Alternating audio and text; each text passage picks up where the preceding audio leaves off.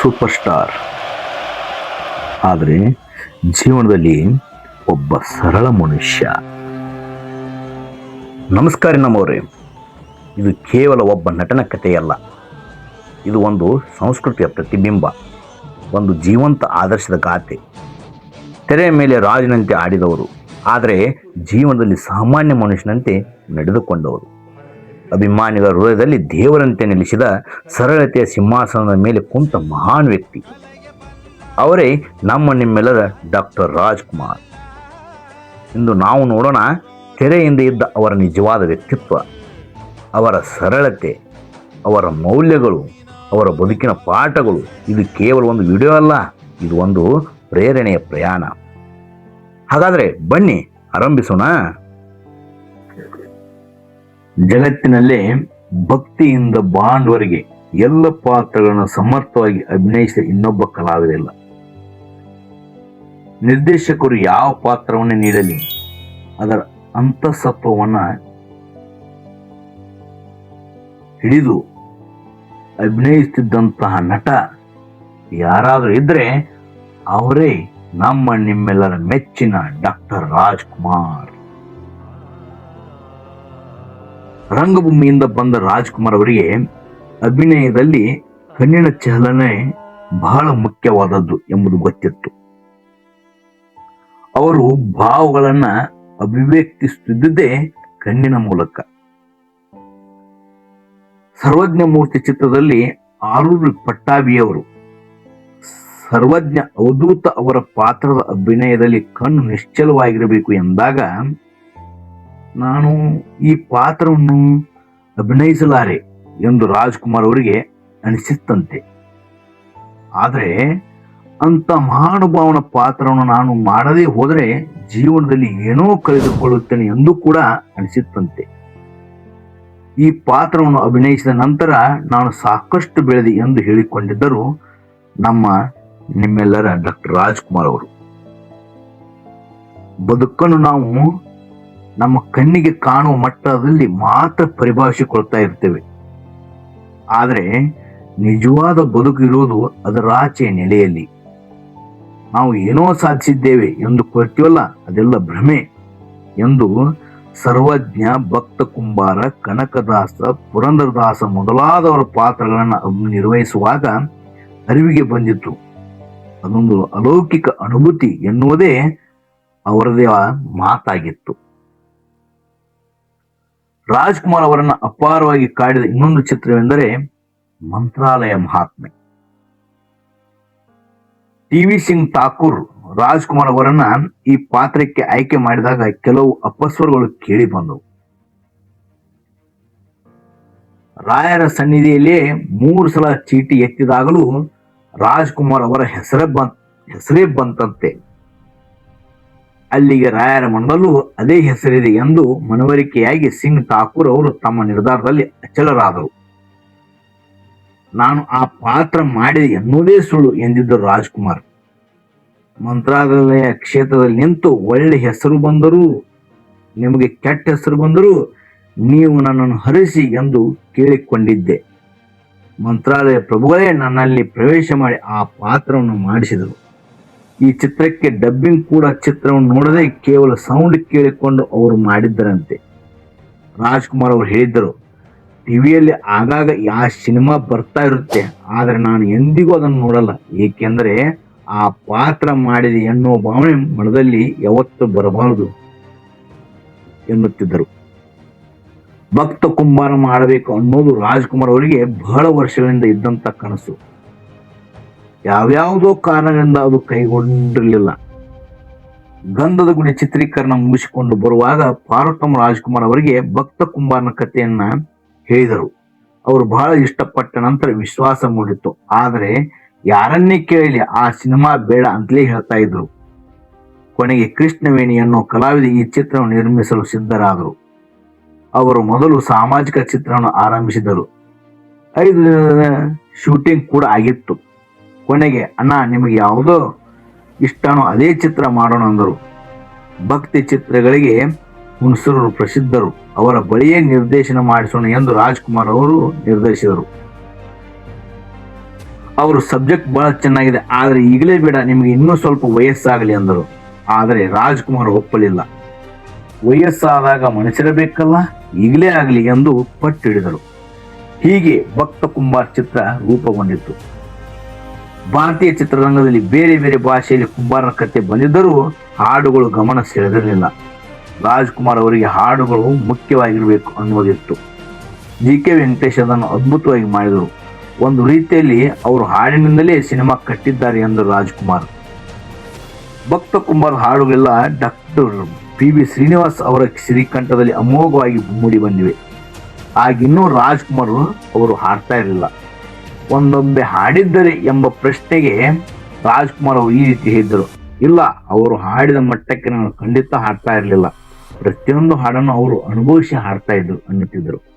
ಕಸ್ತೂರಿ ನಿವಾಸದ ಕಥೆಯ ಮೊದಲ ಓದಿಗೆ ರಾಜ್ಕುಮಾರ್ ಅವರಿಗೆ ಆತಂಕ ತಂದಿತ್ತಂತೆ. ಆದರ್ಶ ಸರಿಯೇ, ಆದರೆ ಇದು ಅಸಹಜ ಅನಿಸುವ ಹಾಗಿದೆಯಲ್ಲ, ಜನ ಒಪ್ಕೊಳ್ತಾರ ಅನ್ನೋ ಅನುಮಾನ ಬಂದಿತ್ತಂತೆ. ಆದರೆ ಚಿ ಉದಯಶಂಕರ್ ಅವರು, ಅಣ್ಣ, ಜನ ಇಲ್ಲಿ ಒಪ್ತಾರೆ ಎಂದು ಒತ್ತಾಯಿಸಿದ ಮೇಲೆ ಒಪ್ಪಿಕೊಂಡ್ರಂತೆ. ಬಂಗಾರದ ಮನುಷ್ಯ ಮತ್ತು ಕಸ್ತೂರಿ ನಿವಾಸ ಎರಡನ್ನೂ ಜನ ಒಪ್ಪಿಕೊಂಡಿದ್ದು ಏನನ್ನು ಸೂಚಿಸುತ್ತದೆ ಎಂದಾಗ, ಒಳ್ಳೆತನಕ್ಕೆ ಖಂಡಿತ ಬೆಲೆ ಇದೆ ಅನ್ನೋದನ್ನಲ್ವಾ ಎಂದಿದ್ದರು ರಾಜ್ಕುಮಾರ್ ಅವರು. ಸನಾದಿ ಅಪ್ಪಣ್ಣ ಚಿತ್ರಕ್ಕೆ ದೇಶ ಕಂಡಂತ ಅಪ್ರತಿಮ ಕಲಾವಿದ ಬಿಸ್ಮಿಲ್ಲಾ ಖಾನ್ ಅವರು ಶಹನಾಯಿ ನುಡಿಸಿದ್ದರು. 8 ದಿನಗಳ ಕಾಲ ಅವ್ಯಾಹತವಾಗಿ ಶಹನಾಯಿ ನುಡಿಸಿದ್ದರು. ನುಡಿಸೋದೇನು, ರಾಗಗಳ ಜೊತೆ ಸಂವಾದ ನಡೆಸುತ್ತಾ ಇದ್ದರು. ಇನ್ನೇನು ಶೂಟಿಂಗ್ ಮುಗಿತಾ ಬಂತು ಎನ್ನುವಾಗ ಮತ್ತೆ ಬಿಸ್ಮಿಲ್ಲಾ ಖಾನ್ ಅವರು ಕಾರ್ಯಕ್ರಮವೊಂದಕ್ಕೆ ಮದ್ರಾಸಿಗೆ ಬಂದಿದ್ದರು. ತಮ್ಮ ಶಹನಾಯಿ ಹೇಗೆ ಬಳಕೆಯಾಗಿದೆ ಅನ್ನೋದನ್ನು ನೋಡಬೇಕಂತ ಅವರು ಬಯಸಿದ್ದರು. ಶೂಟಿಂಗ್ ಆಗಿದ್ದನ್ನು ಅವರಿಗೆ ಹಾಕಿ ತೋರಿಸಲಾಯಿತು. ಅದನ್ನು ನೋಡಿ ಅವರು ಹೇಳಿದರು, ನಾನು ಇಷ್ಟು ವರ್ಷಗಳು ಸತತವಾಗಿ ಪ್ರಯತ್ನ ಪಟ್ಟು ಅಭ್ಯಾಸ ಮಾಡಿದೆ. ಅದನ್ನು ಕೇವಲ 1 ಗಂಟೆಯೊಳಗೆ ನಮ್ಮ ಡಾಕ್ಟರ್ ರಾಜ್ಕುಮಾರ್ ತೋರಿಸಿಬಿಟ್ರು. ನಾನು ನುಡಿಸಿದ್ದೋ ಅವರು ನುಡಿಸಿದ್ದೋ ಅನ್ನೋದು ಗೊತ್ತಾಗಲ್ಲ ಎಂದರು. ಅಷ್ಟು ದೊಡ್ಡವರು ಹಾಗೆ ಹೇಳಿದಾಗ ಡಾಕ್ಟರ್ ರಾಜ್ಕುಮಾರ್ ಅವರಿಗೆ ಧನ್ಯತೆಯ ಭಾವ ಉಂಟಾಗಿತ್ತು. ವಾಸ್ತವವೆಂದರೆ ಅದರ ಕೀರ್ತಿ ನಿಜವಾಗಿಯೂ ಸಲ್ಲಬೇಕಾಗಿದ್ದು ಜಿ.ಕೆ. ವೆಂಕಟೇಶ್ ಅವರಿಗೆ ಎನ್ನುವುದನ್ನು ಇಲ್ಲಿ ನಾವು ಗಮನಿಸಬೇಕಾದದ್ದು. ಏಕೆಂದರೆ ಅವರು ಬಹಳ ಸೂಕ್ಷ್ಮವಾಗಿ ಗುರುತಿಸಿ ಅಭಿನಯಕ್ಕೆ ತಕ್ಕಂಥ ಶಹನಾಯಿ ವಾದವನ್ನು ಜೋಡಿಸಿದ್ದರು. ಜಿ.ಕೆ. ವೆಂಕಟೇಶ್ ಅವರಂಥ ಸಂಗೀತ ನಿರ್ದೇಶಕ, ಚಿ ಉದಯಶಂಕರ್ ಅವರಂಥ ಬರಹಗಾರ, ಚಿಟ್ಟಿ ಬಾಬು ಅಂತವರ ಛಾಯಾಗ್ರಾಹಕ, ಭಕ್ತ ವತ್ಸಲಂ ಅವರಂಥ ಸಂಕಲನಕಾರ ಸಿಕ್ಕಿದ್ದು ನನ್ನ ಪುಣ್ಯ ಎನ್ನುತ್ತಿದ್ದರು ಡಾಕ್ಟರ್ ರಾಜ್ಕುಮಾರ್ ಅವರು. ಹಿನ್ನೆಲೆ ಗಾಯನಕ್ಕಾಗಿ ರಾಷ್ಟ್ರ ಪ್ರಶಸ್ತಿಯನ್ನು ಪಡೆದುಕೊಂಡಂಥ ಡಾಕ್ಟರ್ ರಾಜ್ಕುಮಾರ್ ಅವರೊಳಗಿನ ಗಾಯಕ ಬಹಳ ಕಾಲ ಮರೆಯಲೇ ಇದ್ದ. ಮುಂದೆ ತಡವಾಗಿ ಹಾಡಲು ಆರಂಭಿಸಿದರೂ ಹಲವು ಮಧುರ ಗೀತೆಗಳನ್ನು ಹಾಡಿದ್ದಾರೆ. 260 ಚಿತ್ರಗೀತೆಗಳನ್ನು ಅವರು ಹಾಡಿದ್ದರೆ 2480 ಚಿತ್ರಗೀತೆಗಳಿಗೆ ಅಭಿನಯಿಸಿದ್ದಾರೆ. ಡಾಕ್ಟರ್ ರಾಜ್ಕುಮಾರ್ ಅವರು ಸಂದರ್ಶನದಲ್ಲಿ ಹೇಳಿದ ಮಾತು ಈ ರೀತಿಯಾಗಿದೆ, ನನಗೆ ಬಾಲ್ಯದಿಂದಲೂ ಹಾಡೋಕೆ ಇಷ್ಟ. 2ನೇ ವರ್ಷದಲ್ಲಿಯೇ ಸೊಗಸಾಗಿ ಹಾಡ್ತಾ ಇದ್ದೆ. ನಮ್ಮ ತಂದೆ, ಕಂದ, ಇಷ್ಟು ಚೆನ್ನಾಗಿ ಹಾಡ್ತೀಯಪ್ಪ, ಮುಂದೆ ನೀನು ದೊಡ್ಡ ಗಾಯಕ ಆಗ್ತಿ ಕಣಯ್ಯ ಎನ್ನುತ್ತಿದ್ದರು. ಕಲಾವಿದ ಆಗುವಂತ ಅವರು ಹೇಳಿದ್ದೇ ಇಲ್ಲ. ರಾಧಾಕೃಷ್ಣಯ್ಯ ಅನ್ನುವ ಗುರುಗಳು ಭೈರವಿ, ಕಾಂಬೋಜಿ, ಮಾಲ್ಕೌನ್ಸ್ ಮುಖ್ಯವಾಗಿ ಕಲಿಸಿದರು. ಕೆಲವು ವರ್ಣಗಳನ್ನು ಕಲಿಸಿದರು. ಸ್ವರಜ್ಞಾನವನ್ನು ಮುಖ್ಯವಾಗಿ ಹೇಳಿಕೊಟ್ಟರು. 12 ವರ್ಷ ಬಿಟ್ಟು ಸಂಗೀತ ಅಭ್ಯಾಸ ನಡೆಯಿತು. ರಂಗಭೂಮಿಯಲ್ಲಿ ಕೃಷ್ಣಶಾಸ್ತ್ರಿಗಳು ಮಹಾನ್ ಸಂಗೀತಗಾರರು ಹಾಡುವ ಕಲೆಯನ್ನು ಕಲಿಸಿಕೊಟ್ಟರು. ಏ ಮುತ್ತು, ನಿನ್ನ ಕಂಠ ಚೆನ್ನಾಗಿದೆ ಕಣೋ ಅನ್ನೋರು.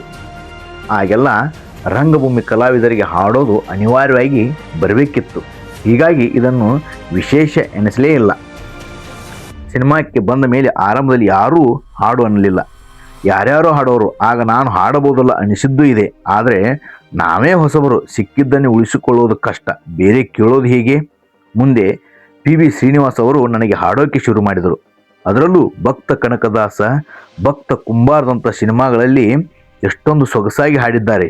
ಅವರು ಅಷ್ಟು ಅಮೋಘವಾಗಿ ಹಾಡಿದಾಗ ನನಗೆ ಹಾಡಬೇಕು ಅಂತಲೇ ಅನಿಸಲಿಲ್ಲ. ಎಲ್ಲರೂ ನನ್ನನ್ನು ಅಣ್ಣ ಅಂತ ಕರೆದ್ರೆ ಜಿ.ಕೆ. ವೆಂಕಟೇಶ್ ಅವರು ತಮ್ಮ ಅಂತ ಕರೆಯೋರು. ಅವರು ಮಾತ್ರ ನಿನ್ನ ಕಂಠ ಚೆನ್ನಾಗಿದೆ, ಹಾಡಬೇಕು ಅನ್ನೋರು. ಓಹಿಲೇಶ್ವರ, ದಶಾವತಾರ, ಮಹಿಷಾಸುರ ಮರ್ದಿನಿ ಸಿನಿಮಾಗಳಲ್ಲಿ ಅವರೇ ಹಾಡಿಸಿದ್ದರು. ಸಂಪತ್ತಿಗೆ ಸವಾಲ್ ಸಿನಿಮಾದಲ್ಲಿ PB ಶ್ರೀನಿವಾಸ್ ಅವರು ಸಿಂಗಾಪುರಕ್ಕೆ ಹೋಗಿದ್ದರಿಂದ ಅನಿವಾರ್ಯವಾಗಿ ಹಾಡಿದೆ. ಟ್ರ್ಯಾಕ್ ಏನೋ ಇಲ್ಲ, ಡೈರೆಕ್ಟ್ ರೆಕಾರ್ಡಿಂಗ್, ಆದರೆ ಆ ಹಾಡು ಪಾಪ್ಯುಲರ್ ಆಗಿ ಬಿಟ್ಟಿತ್ತು. ಎಮ್ಮೆ ಹಾಡಿನ ನಂತರ ಹಾಡ್ತಾ ಬಂದೆ. ಈ ನಡುವೆ ನಮ್ಮ HMVಯ ಮಹೇಶ್ ಅಣ್ಣ ಭಕ್ತಿಗೀತೆ ಹಾಡಿ ಅಂತ ರೆಕಾರ್ಡ್ ಮಾಡಿದರು. ಅವರು ಮುಂದೆ ಸಂಗೀತ್ ಕ್ಯಾಸೆಟ್ ಕಂಪನಿ ಮಾಡಿದಾಗ ಸಾಕಷ್ಟು ಹಾಡಿಸಿದರು. ಇವತ್ತಿಗೂ ನನಗೆ ಚಿತ್ರಗೀತೆಗಳಿಗಿಂತ ಭಕ್ತಿ ಗೀತೆಗಳೇ ಖುಷಿ ಕೊಟ್ಟಿರೋದು. ಅದರ ಅನುಭೂತಿ ನನ್ನ ಒಳಗನ್ನು ಬೆಳೆಸಿದೆ. ಇದನ್ನು ಕೇಳಿದಾಗ ಜೀವನದಲ್ಲಿ ನಾವು ಮಾಡುವ ಕೆಲಸ ಖ್ಯಾತಿಗಾಗಿ ಅಲ್ಲ, ಹೃದಯದ ನಿಜವಾದ ತೃಪ್ತಿಗಾಗಿ ಆಗಿರಬೇಕು. ಪ್ರತಿಭೆ ಬಂದಾಗ ಅದನ್ನು ಇತರರೊಂದಿಗೆ ಹೋಲಿಸಿ ಕುಗ್ಗಿಕೊಳ್ಳಬಾರದು. ಅವಕಾಶ ಬಂದಾಗ ಧೈರ್ಯವಾಗಿ ಸ್ವೀಕರಿಸಬೇಕು. ಯಶಸ್ವಿ ಎಂದರೆ ಹೆಸರು, ಪ್ರಸಿದ್ಧಿ ಮಾತ್ರವಲ್ಲ, ನಮ್ಮೊಳಗಿನ ಆತ್ಮಸಂತೃಪ್ತಿ ಮತ್ತು ಮೌಲ್ಯಗಳ ಬೆಳವಣಿಗೆಯೂ ಅದೇ ಮಟ್ಟಿಗೆ ಮುಖ್ಯ. ನಾವು ಮಾಡುವ ಪ್ರತಿಯೊಂದು ಕೆಲಸವೂ ಮನಸ್ಸಿನ ಆಳದಿಂದ ಸತ್ಯತೆಯಿಂದ ಬಂದಾಗ ಮಾತ್ರ ಅದು ಜನರ ಹೃದಯವನ್ನು ಮುಟ್ಟುತ್ತದೆ ಎಂಬುದನ್ನು ನಿಮ್ಮೆಲ್ಲರ ನಟ ಸಾರ್ವಭೌಮ ಕರ್ನಾಟಕ ರತ್ನ ಡಾಕ್ಟರ್ ರಾಜ್ಕುಮಾರ್ ಅವರ ಮಾತುಗಳನ್ನು ಕೇಳಿದಾಗ ಅದು ನಮ್ಮ ಕಣ್ಣಿಗೆ ಸ್ವಚ್ಛವಾಗಿ ಕಾಣುತ್ತದೆ. ಹೀಗಾಗಿ ಒಬ್ಬ ನಟನಾಗಿ ಮಾತ್ರವಲ್ಲ, ಒಬ್ಬ ಮನುಷ್ಯನಾಗಿ ಹೇಗೆ ಬದುಕಬೇಕು ಅನ್ನೋದಕ್ಕೆ ಜೀವಂತ ಉದಾಹರಣೆಯಾಗಿ ನಿಂತವರು ಅವರೇ ನಿಮ್ಮೆಲ್ಲರ ಡಾಕ್ಟರ್ ರಾಜ್ಕುಮಾರ್. ಖ್ಯಾತಿ, ಹೆಸರು, ಗೌರವ ಎಲ್ಲವೂ ಇದ್ದರೂ ಸರಳತೆಯನ್ನು ಬಿಟ್ಟುಕೊಡುವ ಮಹಾನ್ ವ್ಯಕ್ತಿ. ಇಂದು ಅವರು ನಮ್ಮ ನಡುವೆ ಇಲ್ಲ, ಆದರೆ ಅವರ ಮೌಲ್ಯಗಳು, ಅವರ ಬದುಕಿನ ಪಾಠಗಳು ಯುಗಾಂತರವರೆಗೆ ಜೀವಂತವಾಗಿವೆ. ನಾವು ಅವರಂತೆ ಆಗಲಾರದೇ ಇರಬಹುದು, ಆದರೆ ಅವರ ಮಾರ್ಗ ನಡೆಯೋದು ಮಾತ್ರ ನಮ್ಮ ಕೈಯಲ್ಲಿದೆ. ಇದು ಒಂದು ಕಥೆಯ ಅಂತ್ಯ ಅಲ್ಲ, ಇದು ಒಂದು ಪ್ರೇರಣೆಯ ಆರಂಭ. ಅಣ್ಣವರು ಹೋಗಿರಬಹುದು, ಆದರೆ ಅವರ ಆದರ್ಶಗಳು ಎಂದಿಗೂ ಹೋಗಲ್ಲ.